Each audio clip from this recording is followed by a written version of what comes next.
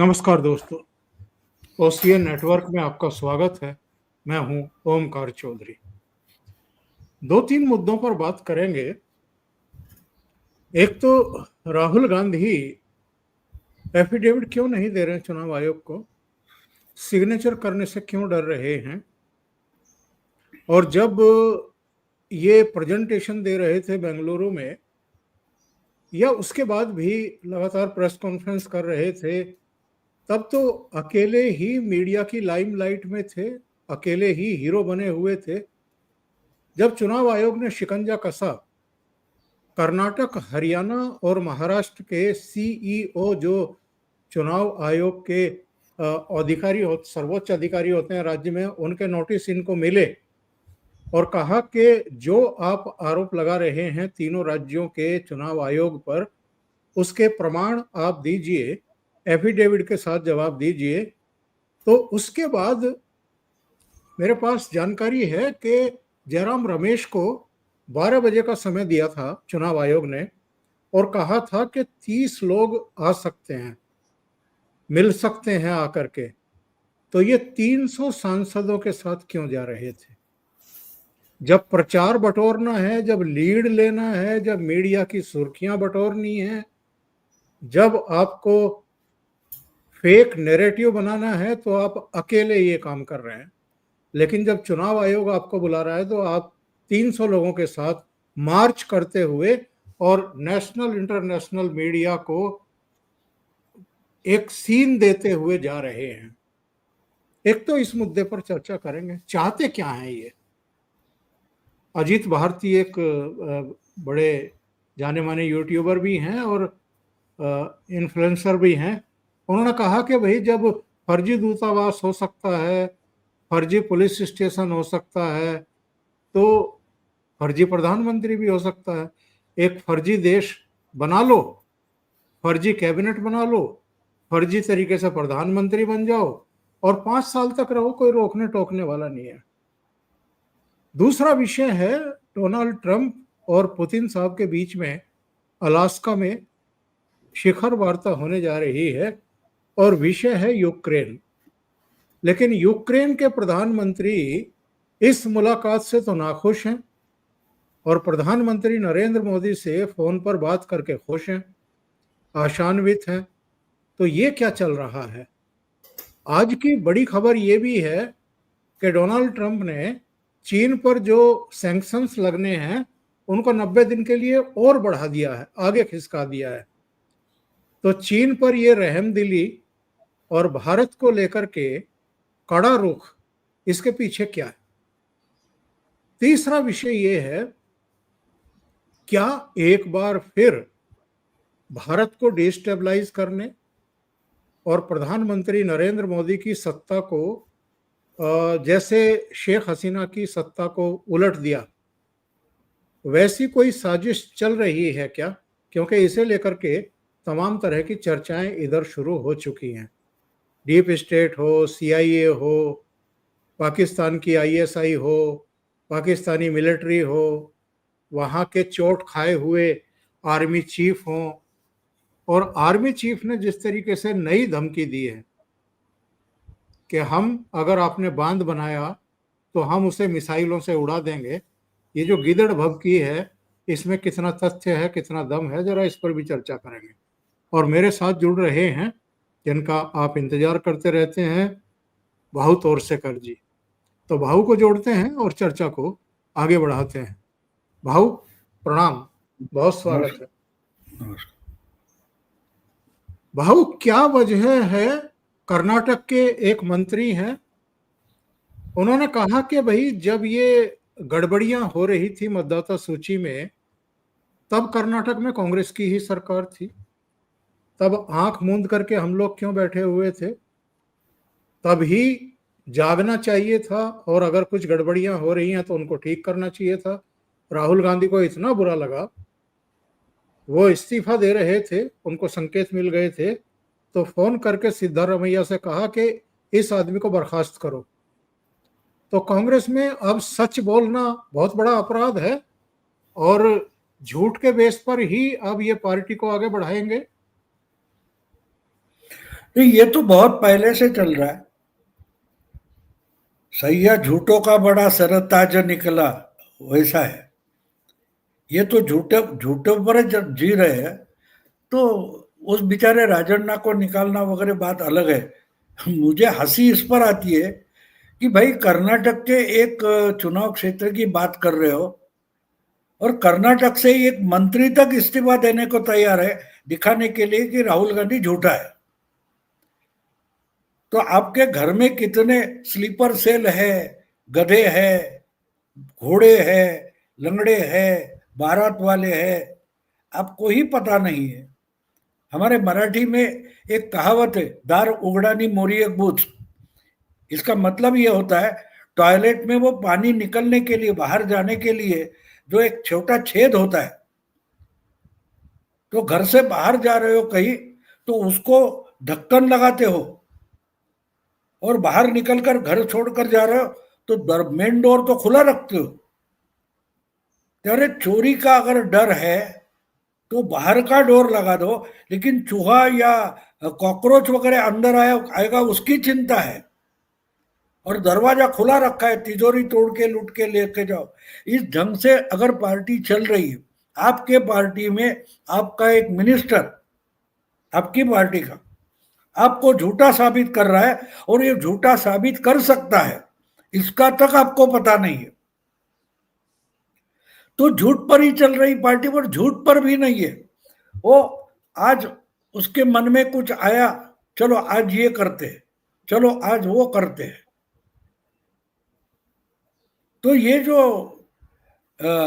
रोज कुछ करने की जो आदत बन गई है, उसकी पार्टी एक बली हो गई है, उसको कोई रोक नहीं सकेगा। शायद कांग्रेस मुक्त भारत होने के कारण उन्होंने गांधी परिवार मुक्त कांग्रेस का सारे प्रोग्राम मन में लिया है, क्योंकि कहां कहां तक आपको किसको काटोगे, किसको निकालोगे। अब ये राजन्ना की बात आपने की, थरूर का क्या करोगे, मनीष तिवारी का क्या करोगे, सलमान खुर्शीद, आनंद शर्मा का क्या करोगे। तो ये ठीक है ना, इसको निकालूंगा उसको निकालूंगा, इससे सच तो साबित नहीं होगा ना। आप जो झूठ बोल रहे हो उसके परिणाम भुगतने पड़ेंगे, और ये परिणाम इतने गंभीर होते जा रहे हैं कि देश में कोई अपोजिशन बचेगा कि नहीं, इसकी मुझे चिंता है। अब ये जो बाकी सारी पार्टी के लोग निकल गए उसमें, वो फंस जाएंगे उसमें, वो फंस जाएंगे। अब मुझे एक बात आप बोलो कि राहुल गांधी ने जो प्रेस कॉन्फ्रेंस की, उसके बाद रात में अपने घर में भोज वगैरह लोगों को दिया, उसके 2 दिन बाद अगर शरद पवार बोलते कि मुझे भी 2 लोग मिलने आए थे, उनके नाम और पते मुझे याद नहीं, तो राहुल गांधी ने उस प्रेस कॉन्फ्रेंस में ये बात क्यों नहीं कही थी, क्योंकि बात ऐसी हुई ही नहीं है। अब शरद पवार ये बात कह के हो गए, उसको भी 2-3 दिन हो गए, राहुल गांधी अभी तक नहीं बोल रहा है कि हाँ शरद पवार वो 2 लोगों को लेकर मेरे घर आए थे। ये क्यों नहीं राहुल गांधी बोल रहे? आपके पास इतना बड़ा सबूत शरद पवार ने सौंपा है आपके हाथ में कि भाई हाँ, चुनाव आयोग के 2 लोग आए थे, दलाल आए थे, जो कुछ थे, अधिकारी थे वगैरह वगैरह, तो खुद शरद पवार उसमें फंस सकते हैं। इसलिए वो मामला होने के बाद 2 दिन से शरद पवार भी उस पर कोई बात नहीं कर रहे।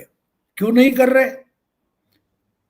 क्योंकि जो 337 के तहत इनको नोटिस पहुंची है, वो शरद पवार को भी आ सकती है।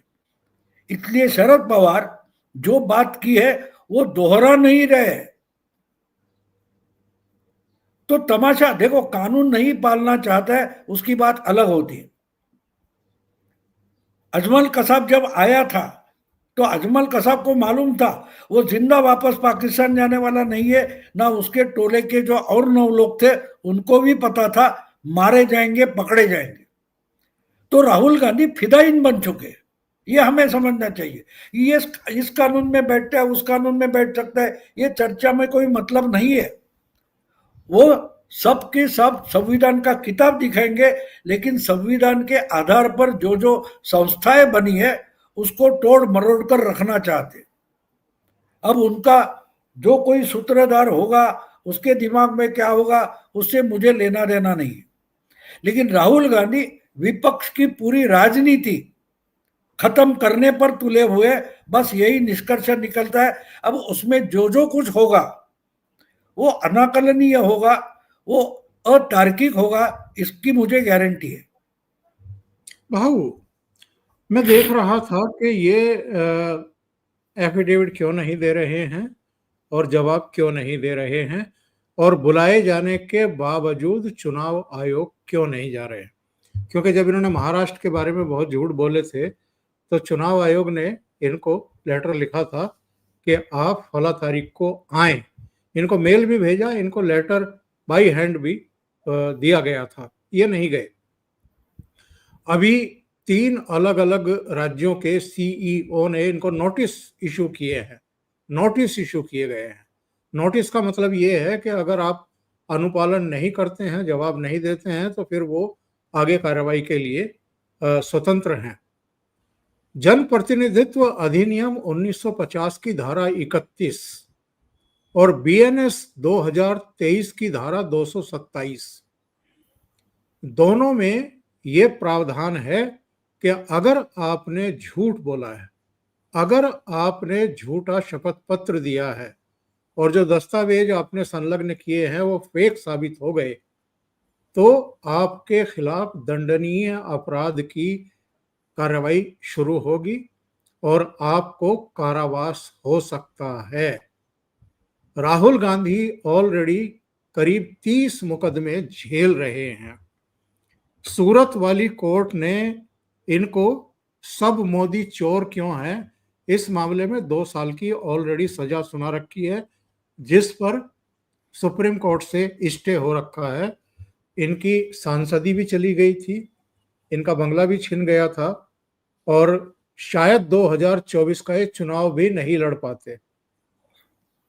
तो मेरा कहना ये है कि ये सुधरने का नाम क्यों नहीं ले रहे हैं, लगातार उसी लाइन पर क्यों चल रहे हैं। ना, आप गलत बोल रहे, वो सुधरने वाले है ही नहीं। मेरा सवाल आपको उल्टा है कि इनको इतने सुधरने के मौके गवर्नमेंट क्यों दे रही है। क्योंकि गवर्नमेंट जो है बीजेपी की, सत्ता में बैठी बीजेपी पार्टी है, उनके लिए राहुल गांधी एक एसेट है। वो एसेट खत्म करने से क्या होगा? वो एसेट जो कांग्रेस में रहकर कांग्रेस का नुकसान कर रहा है, वो तो बीजेपी के लिए एसेट है ना। गवर्नमेंट मशीनरी के लिए वो एसेट नहीं है, कानून व्यवस्था के लिए वो एसेट नहीं है, लेकिन बीजेपी के लिए राहुल गांधी ये पॉलिटिकल एसेट है। अब हमारे लोग, कुछ अज्ञात लोग पाकिस्तान में हमारे दुश्मनों को मार रहे, वो कौन है? वो हम क्यों ढूंढे? क्यों हम उनको ढूंढ कर दे दे? पाकिस्तान की सरकार है, पाकिस्तान का कानून है, पाकिस्तान का एडमिनिस्ट्रेशन है, वो उनको ढूंढे, पकड़े, फांसी पर चढ़े, हमको कुछ लेना देना नहीं है। लेकिन अगर हमारे लिए वो काम अच्छा कर रहे हैं, हम सोचते हैं कि पाकिस्तान में जो हम जिनको टेररिस्ट मानते हैं, उनको अगर कोई अज्ञात लोग मार रहे हैं तो उनको एक्सपोज करना, उनको खत्म करना, ये हमारे फायदे की बात नहीं है। हम क्यों करेंगे? तो इसलिए बीजेपी की गवर्नमेंट इनको ज्यादा से ज्यादा जो करने को दे रही है, सहूलियत दे रही है एक तरीके से, तो उसको उसमें पॉलिटिक्स जो है आप समझ लो। जिस ढंग से पूरी देश की विपक्ष हास्यास्पद बनता जा रहा है, आम जनता के सामने उनकी पूरी इज्जत निकाली जा रही है, छोटे छोटे लोग भी ये सवाल पूछते हैं। अब मुझे बोलिए कि आप कल जाओ, दिल्ली में शरद पवार का घर है, जाके उनसे मिलो, आसान है? क्यों आए हो, कहां से आए हो, क्या काम है, साहब से ही क्यों मिलना है? 10 सवाल पूछे जाएंगे और पहले जाकर बोलेंगे ओमकार चौधरी नाम के कोई नोएडा से आए। ऐसा कोई भी भिन्न नाम का आके शरद पवार को मिलता है? तो इस मामले में शरद पवार भी गलत ढंग से फंस गए, और जब ये दिमाग में आया तो वो उस पर बोलना भी नहीं चाहते। तो बिल्कुल वही बात राहुल गांधी की है। राहुल गांधी को मालूम है कि ये कानून तोड़ रहे हैं, लेकिन एक बात आप भी समझ लो कि ये जब कंपेयर करना है तो शाहीन बाग से कंपेयर करो। शाहीन बाग में बहुत कोरोना लगने तक तमाशा चलता रहा, कागज नहीं दिखाएंगे, कागज नहीं दिखाएंगे, याद है ना आपको? वही लोग जो कागज नहीं दिखाएंगे बोलते थे, वो आज जब चुनाव की वोटर लिस्ट है उसके बारे में ढूंढे जा रहे हैं और पकड़ पकड़ कर बांग्लादेश में फेंके जा रहे हैं, तब कागज दिखाने के लिए आगे आ रहे हैं। तो वो अगला कदम था। शाहीन बाग के समय वो पहला कदम नहीं था। वो कागज नहीं दिखाएंगे, ये रास्ते पर बैठकर बोल रहे थे। जो बोल रहे थे ये आज झुग्गी झोपड़ियों पर जब इनके घर पर बुलडोजर चढ़ने का समय आया तो कागज दिखाने के लिए दौड़ दौड़ कर आ रहे हैं ना। तो वो अगला कदम है, आहिस्ते आहिस्ते आ जाएगा। तो राहुल गांधी सुधरने की कोई जरूरत नहीं है, ये ऐसे ही रहे।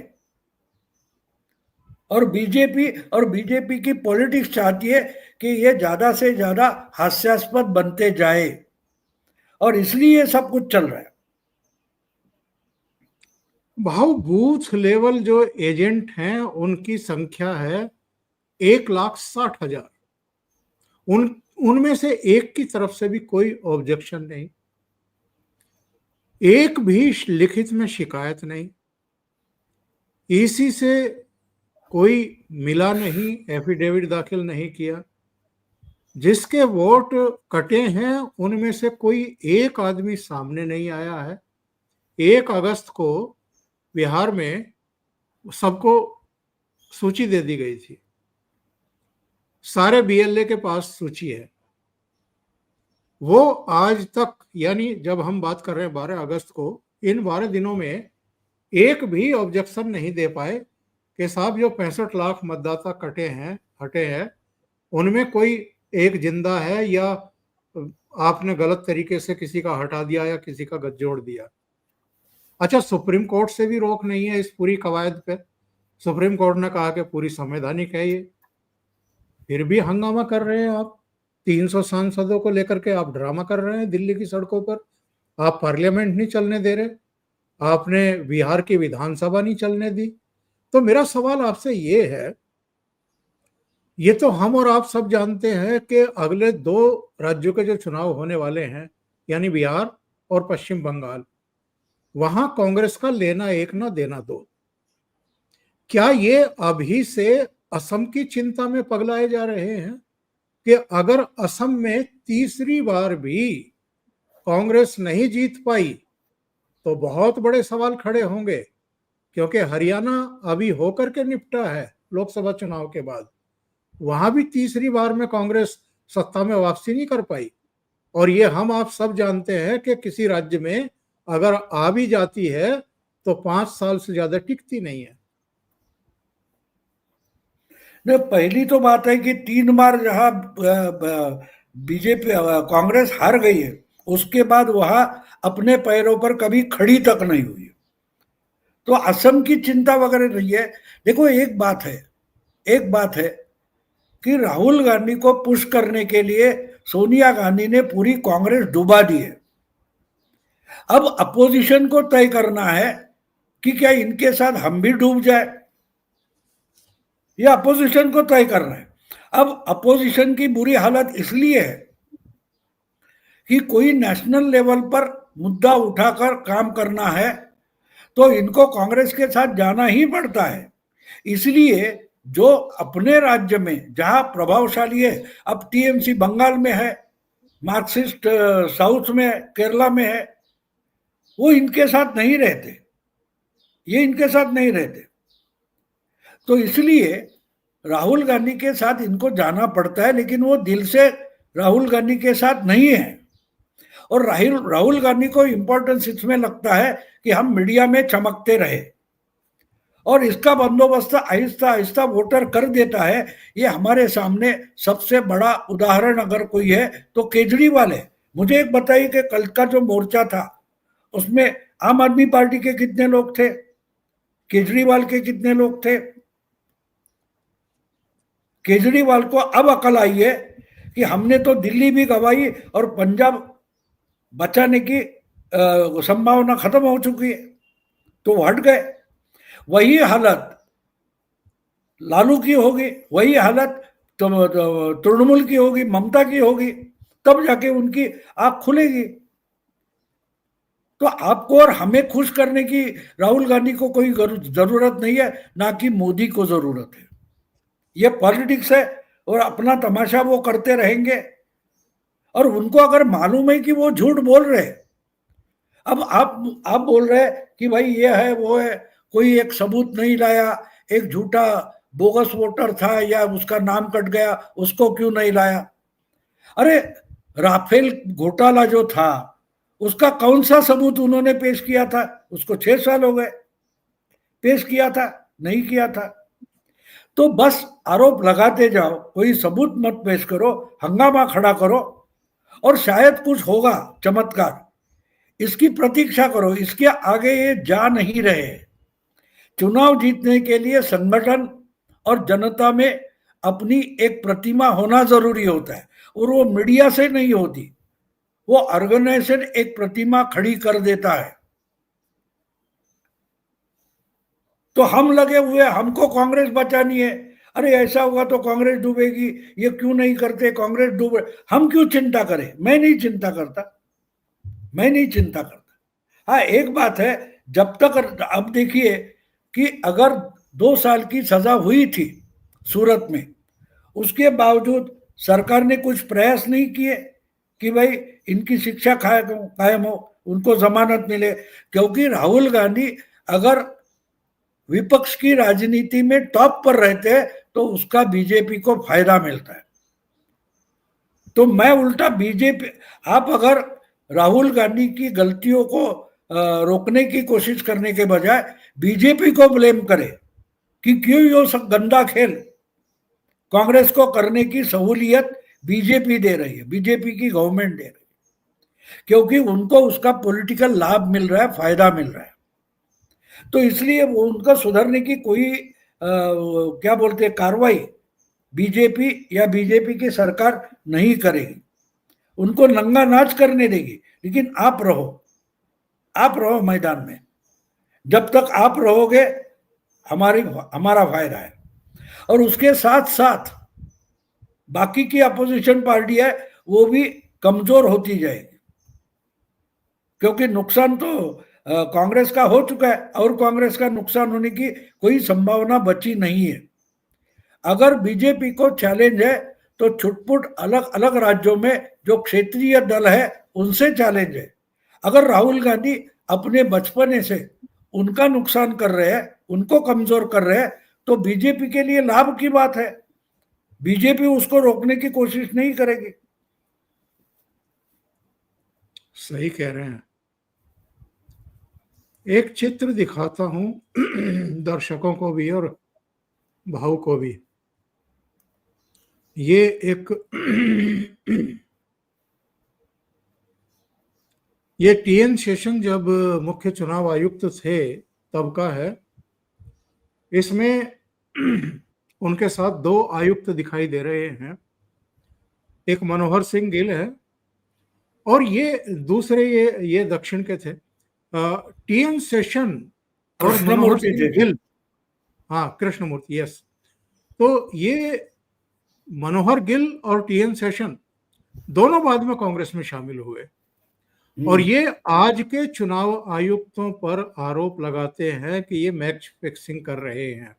और मनोहर गिल न केवल राज्यसभा में भेजे गए बल्कि मंत्री भी बनाए गए थे खेल डिपार्टमेंट के।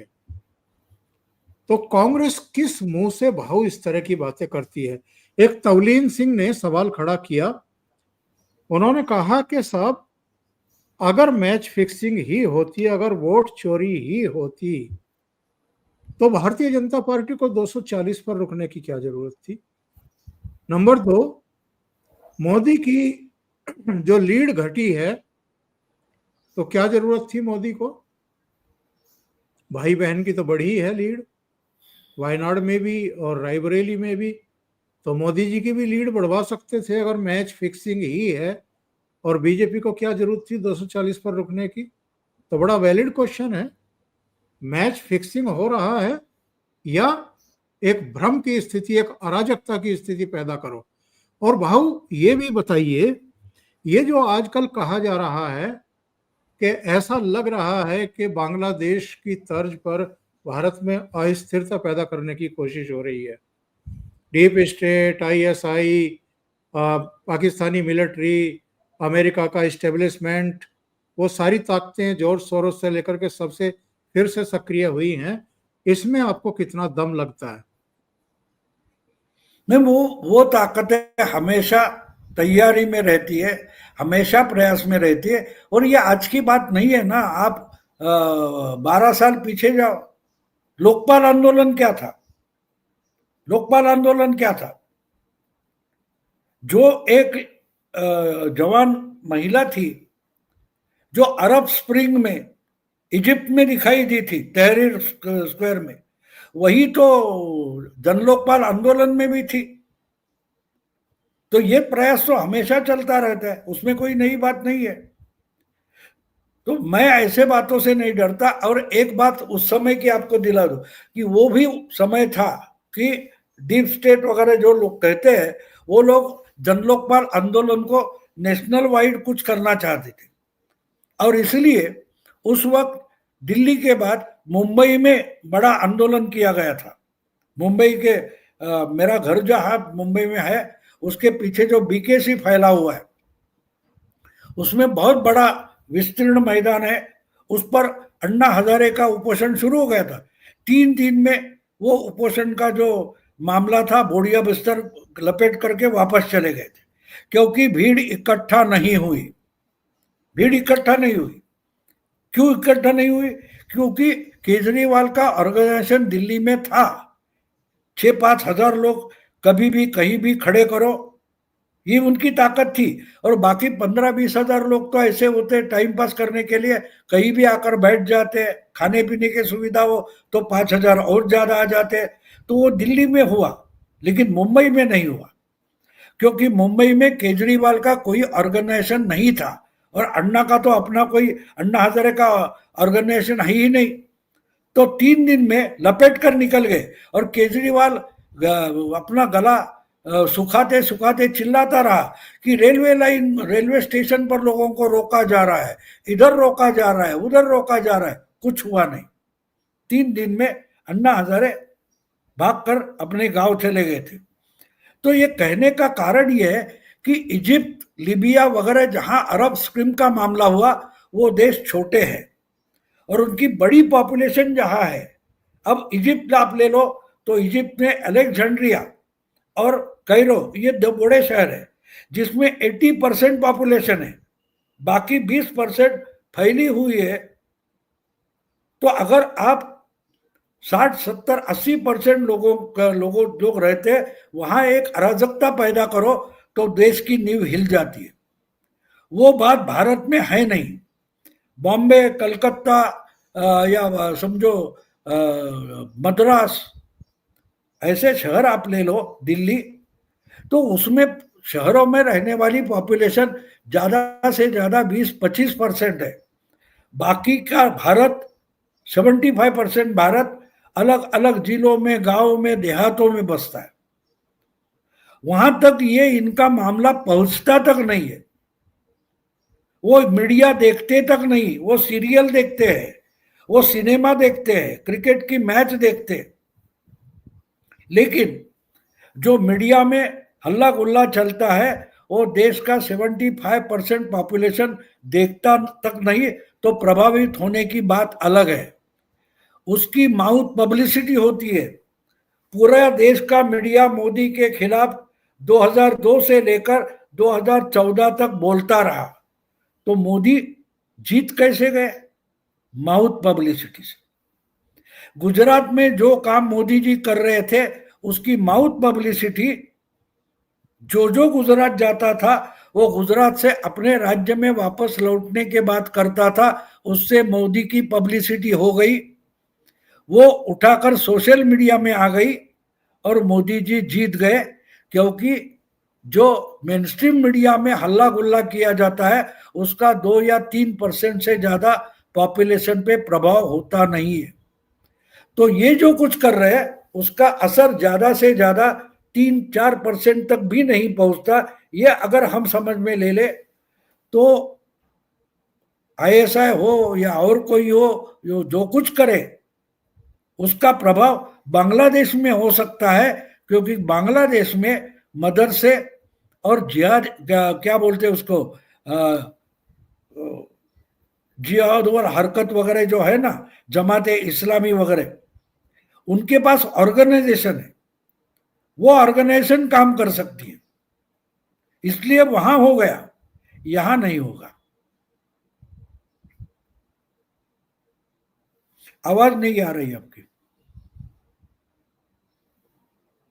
जी भाऊ, हाँ तो मैं ये कह रहा हूं कि ये जो आसिम मुनीर की ताजा धमकी आई है, इस पर क्या कहेंगे भाऊ? कि अगर भारत ने बांध बनाया तो हम उड़ा देंगे। मुकेश अंबानी का जामनगर में जो उनकी रिफाइनरी है या दूसरे प्लांट हैं उनके बारे में उन्होंने इशारा किया, मजहबी उन्माद फिर से दिखाया, और वो भी अमेरिका की धरती से।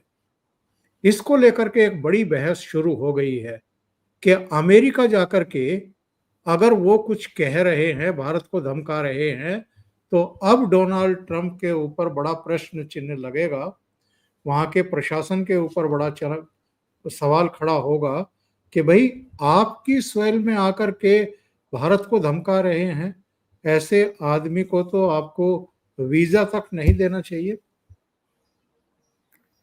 नहीं, वो तो देखो, ये इस पर चर्चा डिबेट वगैरह होगा, उससे ज्यादा कुछ नहीं होगा, क्योंकि मुनीर भी जानता है। हाँ, मुनीर अमेरिका जाकर एक ही बात हो गई है कि वो जो बलूचिस्तान लिबरेशन ऑर्गेनाइजेशन है उसको टेररिस्ट में डाल दिया अमेरिका ने, उससे ज्यादा कुछ भी नहीं हुआ। हाँ, ये धमकाना वगैरह ठीक है, ये धमकियां पाकिस्तान के यूट्यूबर्स से लेकर मीडिया तक होते थे, अब ये देने लगे। और ये जो ये तो मुशर्रफ भी बोल रहा था, उसको 25 साल हो गए ना, और कहाँ है, बहुत सालों के बाद, बहुत महीनों के बाद मुनीर को शायद याद आ गया कि अरे हम तो न्यूक्लियर पावर है।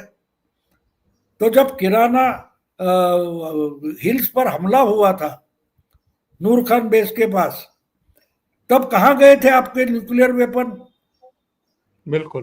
पिछले 3 महीने से कोई पाकिस्तानी न्यूक्लियर वेपन्स की बात तक नहीं कर रहा था, या आज अचानक बोलने लगा, क्योंकि सिंधु नदी पर भारत के हिस्से में बांध खड़ा करने की कामगिरी शुरू हो गई है, कार्यवाही शुरू हो गई है। तो ये बोलना पड़ेगा, क्योंकि पानी पीने के पानी के लाले पड़े, तो ये तो बात बोलना पड़ेगा ना। बोलने के आगे मुनीर कुछ भी नहीं कर सकता। हाँ, एक बात हमको समझनी पड़ेगी कि इससे एक समझ में आता है कि पाकिस्तान में एक्चुअली तख्ता पलट हो गया। अगर 2 बार या 3 बार मुनीर को ही, आर्मी चीफ को, अगर ट्रंप बुला रहा है, तो अमेरिका के लिए अमेरिका के लिए पाकिस्तान में कोई डेमोक्रेटिक गवर्नमेंट बची नहीं है। पाकिस्तान से बात करनी है तो आर्मी चीफ से बात करनी पड़ेगी, यही इसका निचोड़ है।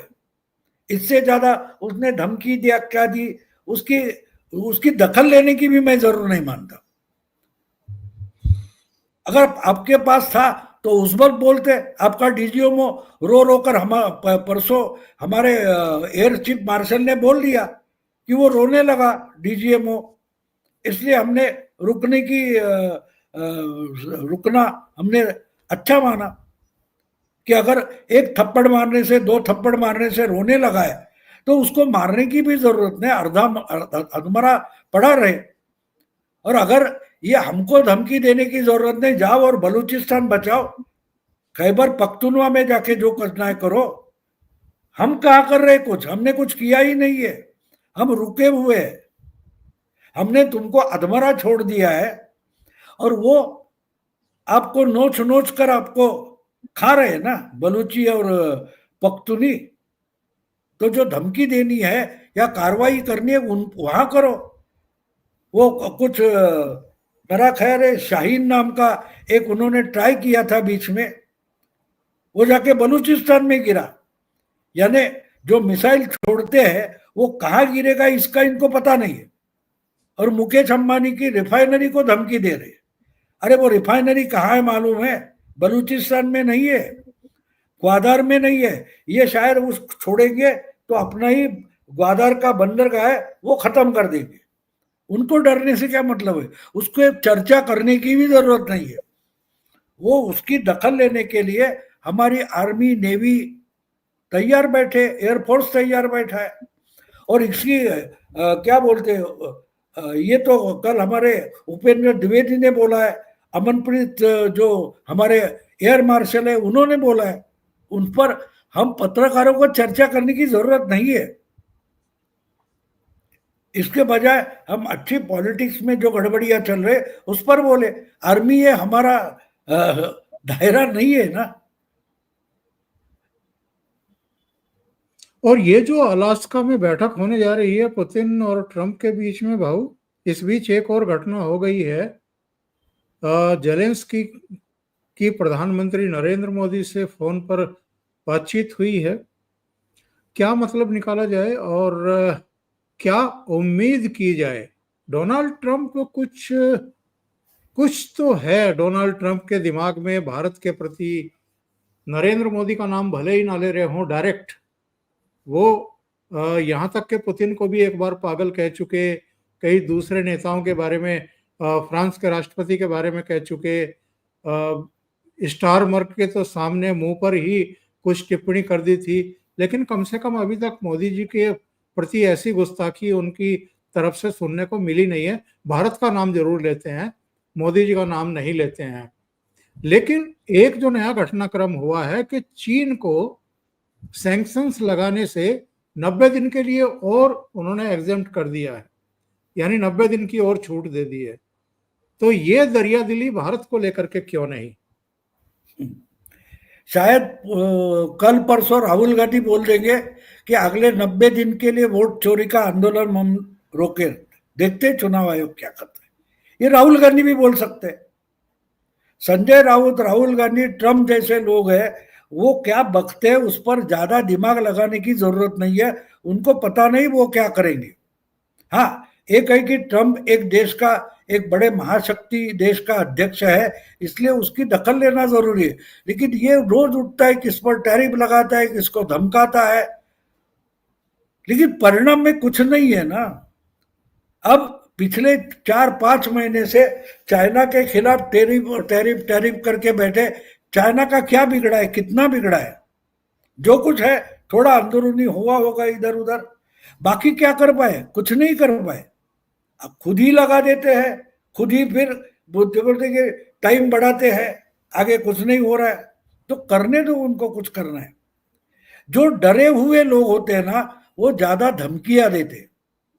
और मोदी जैसा इंसान है, वो बोलता कम है और करता है, तो जहां लगता है वो चिल्लाना भी मुश्किल हो जाता है। मोदी जी ने पहलगाम के बाद बोला था, पुलवामा के बाद बोला था, और हर समय हर बार जब मोदी जी बोलते तो एक अगला कदम उठाया जाता है। जब उरी हुआ था उसके बाद सर्जिकल स्ट्राइक हुआ था, पुलवामा के बाद बालाकोट में यानी प्रॉपर पाकिस्तानी भूमि पर एयर स्ट्राइक हुआ था।